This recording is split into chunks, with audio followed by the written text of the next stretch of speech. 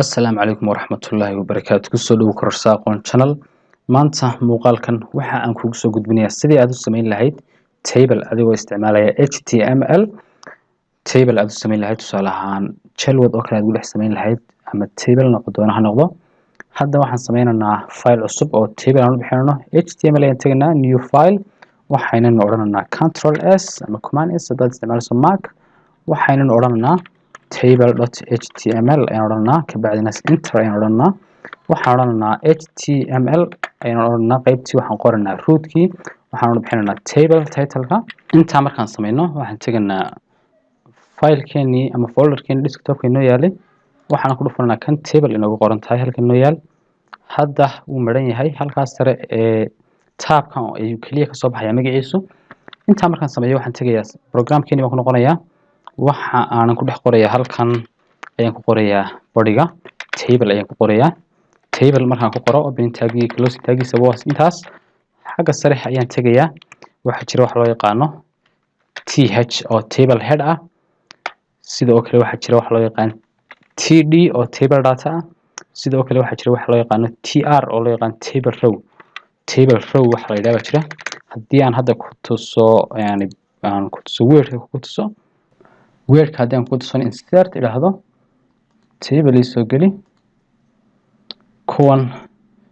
chief utaxa ah waxa loo yaqaanaa rows kuwan taagana waxa loo yaqaanaa columns ayaa loo yaqaanaa mar walba markaad table samaynayso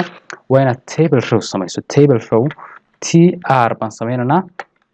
opening tag iyo closing tag buu leeyahay hoos ayaan isaga dejinayaa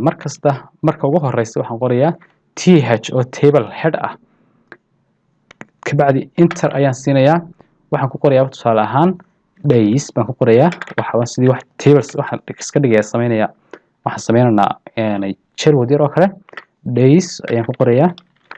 halkaas waxa weeyaan days kaan qoray table head kaan qoray waxa weeyaan waa row-ga koobaad buu ku jiraa column-ka koobaad kaan hadda haddaan imika hoos u dhaadhaco kale table head kale ku qoro oo aan ku qoro courses baan ku qoro kanna waxa weeyaan waa column-ka labaad row-ga koobaad tr kan waa row-gii koobaad kanni waa column-kii koobaad kanna waa column-kii labaad column-ka saddexaad haddaan imika tago oo aan ku qoro th oo aan ku qoro lecturer oo aan control s taabto ama save kani waa hal row weeyaan hal line oo south u dheer weeyaan sidoo kale wuxuu noqon doonaa days wuxuu noqon doonaa column-ka koobaad row-ga koobaad courses wuxuu noqon doonaa row-ga koobaad column-ka labaad lecturer wuxuu noqon doonaa column-ka saddexaad row-ga koobaad haddaan hadda browser-kayga tago aan refresh dhahdo halkan maxaa ka soo galay haddii aan kusoo zoom gareeyo days courses lecturer ama lecturers aan ka dhigno halkaa aan raacino okay intaa markaad samayso row-gii labaad ayaan sameynaynaa tr waxaan sameynaynaa row-ga labaadna td ayaan adeegsan doonaa oo table data row-ga koobaad waxaan soo gelinay td tusaale ahaan days waxaan ka dhiganaaba saturday halkan td-dani waxay hoos iman doontaa th-ta koobaad waa column-ka koobaad bay isleeyihiin haddaan hoos u dhaadhaco column-kii labaad ayaan tegayaa waxaan qorayaa td waxaanan u bixinayaaba courses-kana waxaan odhanayaaba management column-ka saddexaad ayaan tegayaa waxaan u bixinayaa td waa data kale datada kale gelinaya lecturer-ka magaciisu waxa weeyaanba farax okay waxa weeyaan waa farax jaamac haddaan control s taabtoon save gareeyo oo aan refresh gareeyo halkan waxay soo geli doontaa sabti halkanna management ayaa hoos iman doonta halkanna waxaa iman doontaa farax jaamac waad aragtaa baan filayaa layman male borderiska waynu u samayn doonaa oo iyagoo si fiican css-kan ku baran doonaa casharkan laftigiisa waan kugu tusi doonaa borders sida loogu sameeyo hadda bal aynu 3 shay oo kale sii gelino waxaan sameynayaa table row kale tr hoos baan ku dhiganayaa waxaan qorayaa td table data waxaan ku dhex qorayaaba Sunday Sunday column-kii koobaad weeyaane column-ka labaadna waxaan ku qoranayaa course-kuna waxa weeyaanba calculus base ka ama statistics base ka dheh statistics base ka dheh column-ka saddexaadna waxaan ka dhiganaa table data waxaan odhanaynaa macalinkana waxa loo yaqaanaaba xasan faarax waan save garaystay haddii aan tagay halkan waxaan kusoo kordhi doonaa Sunday waxaa halkan iman doontaa statistics halkan xasan faarax aad aragtaa saan filayo table waxaan tagayaa haddana row kale hal shay oo kale ku darayaa table data kale aan gashanayaa waxaan ka dhigayaa datadan Monday isniin table data kale haddana waxaan odhanayaa management maaha kani waxaan ka dhiganaa kan Islamic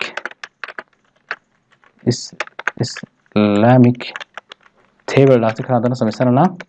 waxaanan kan gelinaynaa halkan Sheekh Nuur Guuleed iska dhig Guuleed Sheekh Nuur Guuleed control s ama command s hadda refresh garee aad aragtaa say soo galayaan haddaba sidaynu border isugu samayn karnaa intan waad wadi karaysaa haddaan imika intan saa ugu sii wado waan ku wadi karayaa shaxda intan doonaan ka dhigan karayaa table row baan samaynayaa oo ah ka sidan u jiifa daataan gelin karaa intani waa hal table dato intana waa hal table dato kale Islaamigtani Sheekh Nuur Guuleedkana waa hal table dato waxay ku wada jiraan hal row kani waa column-ka koobaad kani waa column-ka koobaad intan days courses waa column-ka labaad lecturers waa column-ka saddexaad borders sidaan ugu sameynaya borders waxaad ugu sameysaa kaliya halkaas sare table tag waxaanad qortaa uun border waxaana tidhaahdaa 1 pixel oo ah balaceega ama buurniinta leekan doonto ama weight-keega solid oo ah line isku wada xidhan oo line dhisana oon gogo'nayn black oo ah midabkiisa hadda refresh dhahdo layman baa soo geli doona aad aragtaa layman ayaa soo galay okay hadda wuxuu ekaaday table labadan line sida looga saaro CSS ka inuu gaari doona in line caadi looga dhigo haddaynu doonay halkan inaynu kusoo kordhino Tuesday oo kale waxaan tagnaa halkan dambaysa table row u dambeeya waxaan odhan karaa table row kale igu soo dar haddana waxaan odhan karaa td table data kale sorry small letters aan isticmaalo td isticmaal waxaan odhan karaa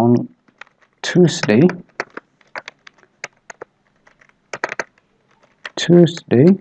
ama waa fasaxba Wednesday baba la tagayaaba Wednesday waa fasax Tuesday waxaan odhanaynaa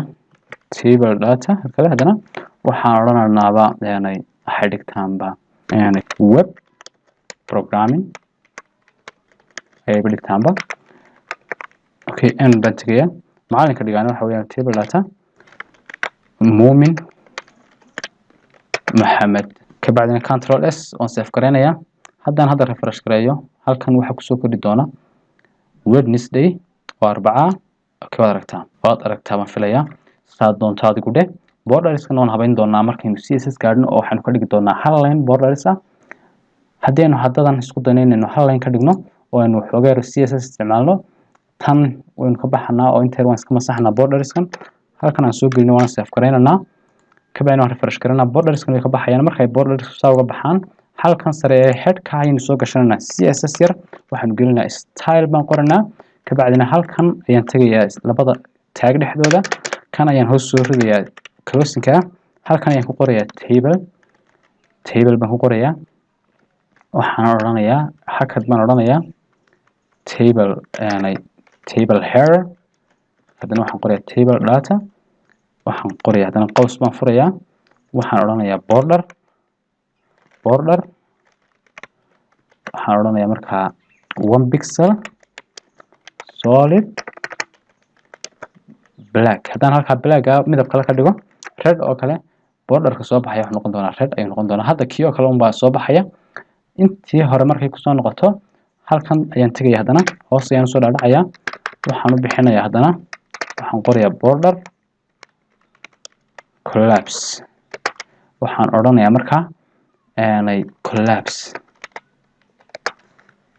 kabacdina save gareynayaa